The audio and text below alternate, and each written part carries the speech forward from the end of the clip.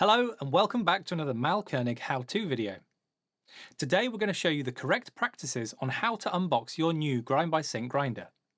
This applies to the E65 and the E80.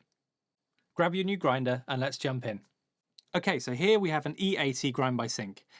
Please note these are very heavy, so be careful when handling. So if you look around to the side of the box, you'll notice it will say E for Espresso, 80 for the 80mm burr diameter, W for weight, and then GBS, Grind-by-Sync. And the 65 would just have the 65, which is the burr diameter. So grab a sharp knife.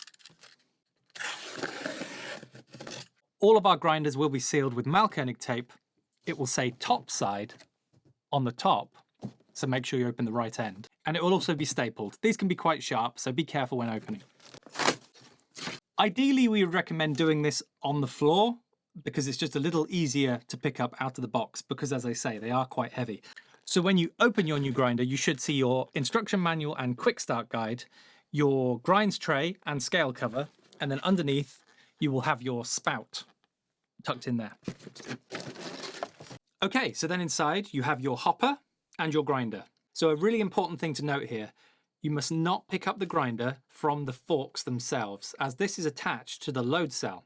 By picking it up from the forks, you could actually permanently damage your load cell, and this may affect the performance of your grinder. So make sure that you grab the back of the grinder and then reach and put your hand underneath the screen, but do not grab the forks.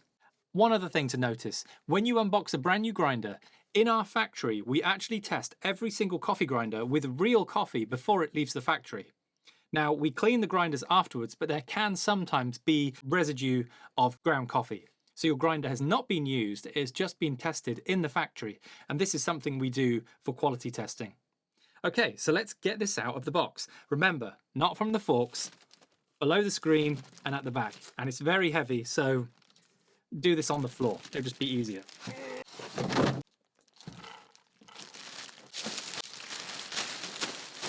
Okay, so now you have your E80 on the bench, you can remove all of the protective covering. There's one on the top and one on the display.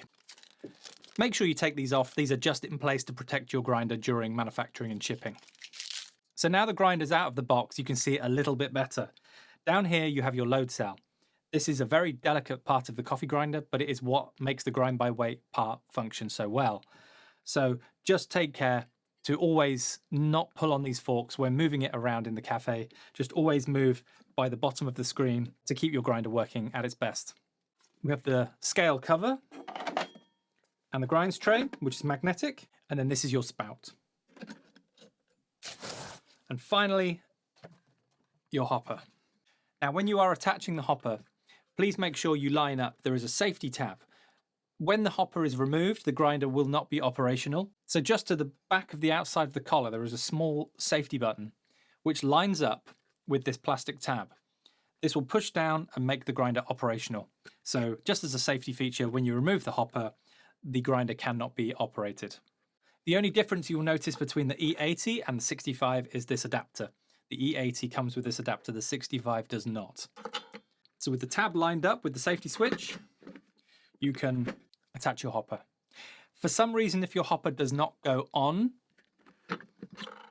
around the back here there is a locking screw. So this can be tightened if you do not want the hopper to come off. If you're finding that your hopper doesn't go on properly, just take a flathead or slotted screwdriver and make sure this screw is not protruding inside the collar. And also, if you want your hopper to be fixed onto the grinder and not easily removed, you can tighten this locking screw at the back, which means it will not come off easily. Also, your hopper has a bean gate. And finally, your lid, which has an integrated clip.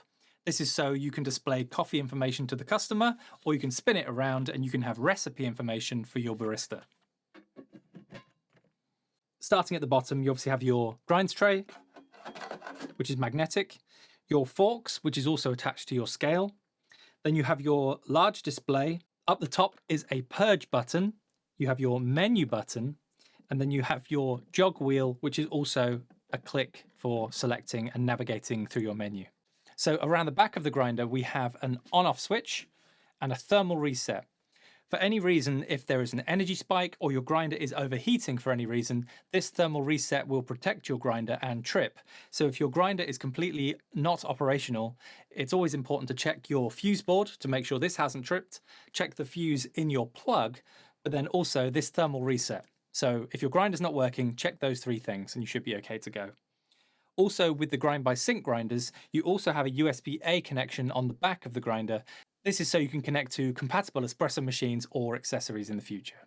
Okay, so now the hopper is on your grinder. Let's run through the grinder one more time. So up top you have your lid, you have your hopper with your hopper slider here to open the beans to go into the grinder.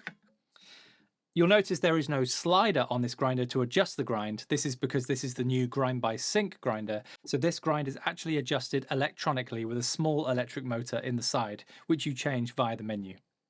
Then down from there, you've got your large bright display with your selection and jog wheel, purge button, menu button. And down here, you've got your spout, which is also adjustable. You can adjust the height so that your grinds go more centrally to the basket or more back to the basket.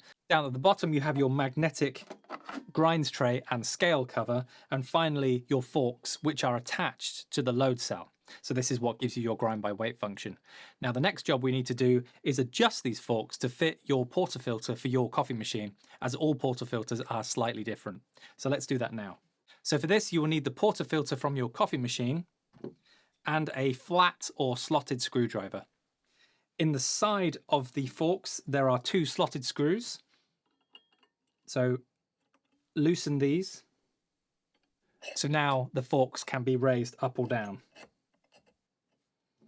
Insert your portafilter and hold the forks upwards, and at the same time you are going to tighten those screws just a little bit at a time and just check the portafilter goes in nicely. There is a small recess on the bottom of the forks which holds the portafilter, generally designed for a 58mm as standard, but it will also hold other portafilters as well.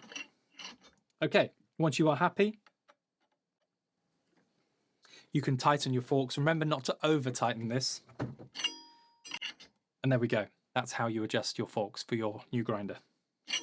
So now we can turn on the grinder. When you power on the grinder, the light in the spout will pulse white and you'll see the Mahlkönig logo. From there, you will be prompted to adjust the time and date, or you can connect this to Wi-Fi and this will adjust the time and date automatically depending on your time zone. So to connect your grinder to Wi-Fi, we've actually made a video on this already, so check our Grind-by-Sync playlist on how to do this correctly. Another step I recommend when setting up these grinders from new is setting your grinds slightly coarser from when they leave the factory. From the factory at time of recording, these are set to around 70 microns.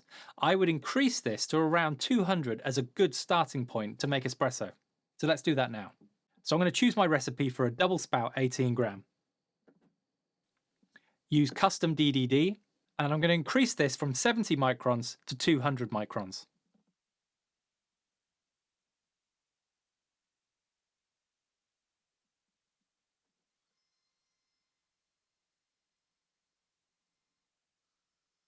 Now bear in mind all coffee roasts are different, but 200 microns is a good starting point so you can start dialing in with your new grinder.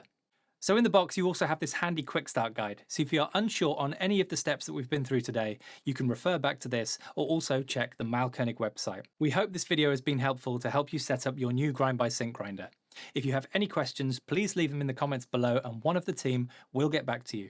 Until the next one, we'll see you then.